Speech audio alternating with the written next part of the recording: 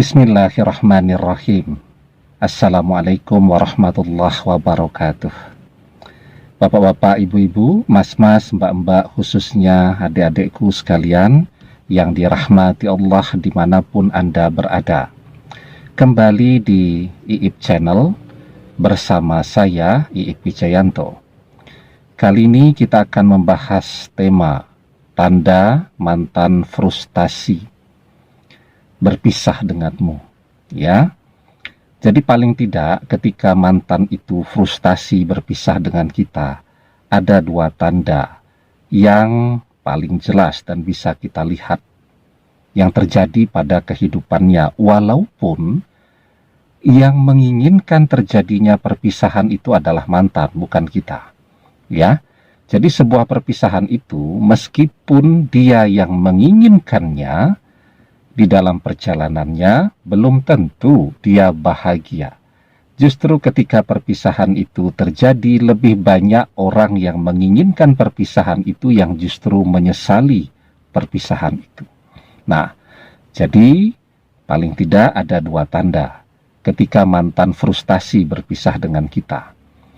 Yang pertama ya, adalah ketika mantan terus mengeluh, ya, terus curhat, terus mencari-cari kelemahan kita, dan menyebutkan bahwa perpisahan itu adalah keinginan kita, bahwa terjadinya perpisahan itu adalah sesuatu yang tidak pernah dia kehendaki, terus menyebut-nyebut berbagai hal yang telah dia lakukan, berbagai jasa yang telah dia berikan untuk kita, dan seterusnya. Dan itu tidak pernah berhenti, terus dia curhat, ya. Tentu curhat yang paling mudah untuk kita lihat adalah curhat yang dia tampilkan di akun-akun media sosialnya. Jadi isi akun media sosialnya dari hari ke hari, dari waktu ke waktu, adalah curhat dari si mantan tadi, ya, yang isinya adalah kekecewaan, keluhan, dan seterusnya. Nah, jadi selama dia masih terus curhat, masih terus mengeluh, ya, masih terus menyatakan kekecewaannya, dan seterusnya, itu menunjukkan bahwa dia belum pernah bisa bangkit dari perpisahan itu. Dia masih terus mengharapkan untuk bisa bersama kita. Dia menyesali, bahkan sampai depresi kehilangan kita, ya.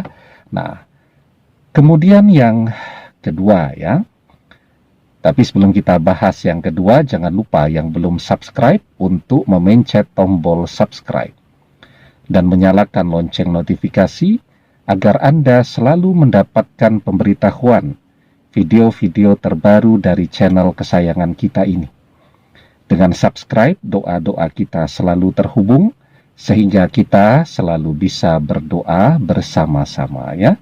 Nah, kemudian yang kedua adalah ketika si mantan ini, meskipun berpisahnya sudah lama, dia tidak kunjung menemukan pengganti kita. Oke lah, dia berpisah itu, dia bersama dengan orang ketiga. Tetapi jalan 3, 4, 5, 6 bulan dia berpisah dengan orang ketiga, ya. Dan setelah itu dia tidak kunjung menemukan pengganti orang ketiga tadi, juga tidak kembali kepada orang ketiga tadi, ya. Jadi kalau si mantan tadi masih mencintai orang ketiga, maka apa yang akan dia lakukan? Yang dia lakukan adalah kembali kepada orang ketiga, ya. Artinya bahwa perpisahan yang terjadi itu ya, antara mantan dengan orang ketiga itu menunjukkan bahwa mereka tidak bisa sejalan, ya. Mereka bukan pasangan yang bisa bersabar dengan kekurangan dari pasangannya sehingga mereka langsung berpisah, ya. Dan mereka tidak pernah kembali bersama lagi, dan mantan tidak kunjung mencari pengganti, ya. Dan isi dari seluruh keluhan yang dia posting di akun-akun media sosialnya itu kembali ke masa saat dia bersama kita. Ya, jadi dia bersama orang ketiga, dia berpisah dengan orang ketiga, tetapi curhatnya, kekecewaannya adalah ketika bersama-sama dengan kita dulu. Ya, jadi itu dua tanda bahwa mantan sesungguhnya depresi berpisah dengan kita. Jadi kalau orang berpisah, dia bisa bangkit, itu artinya setidaknya dia sudah move on, ya. Dia sudah tidak pernah mengeluh lagi, itu menunjukkan bahwa dia sudah move on, ya.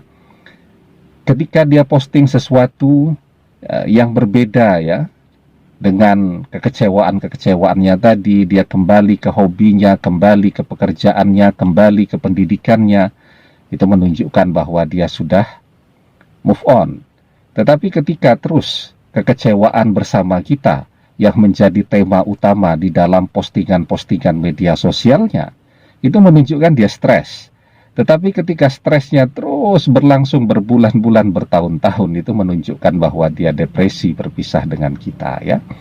Nah, sekarang ya, yang paling penting untuk dipahami bahwa perpisahan itu kan paling tidak membuat kita merasa kesepian, merasa sendirian, merasa lemah, ya.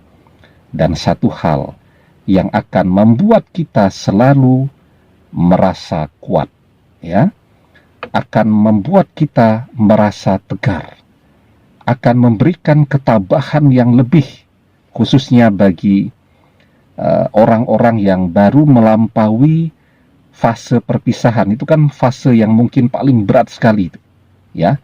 Sedih, kecewa, merasa lemah, merasa kesepian, dan seterusnya. Nah, maka orang akan merasa mendapatkan ketegaran, ketabahan di dalam melewati fase perpisahan tadi saat dia meminta pertolongan kepada Allah. Nah, maka di dalam surat Ali Imran ayat ke-160 kita diajarkan, "Iyansurkumullahu fala ghaliba lakum wa iyahzulkum faman zallazi yansurukum min ba'dihi wa 'alallahi falyatawakkalil mu'minun." Jika Allah menolong kamu, maka tak adalah orang yang dapat mengalahkan kamu. Jika Allah membiarkan kamu, maka siapakah gerangan yang dapat menolong kamu selain dari Allah sesudah itu? Karena itu hendaklah kepada Allah saja orang-orang mukmin bertawakal. Ya, kita bertawakal, maka Allah akan selalu memberikan pertolongan kepada kita. Demikian, semoga bermanfaat. Wallahu a'lam bissawab, billahi taufik wal hidayah. Assalamualaikum warahmatullahi wabarakatuh.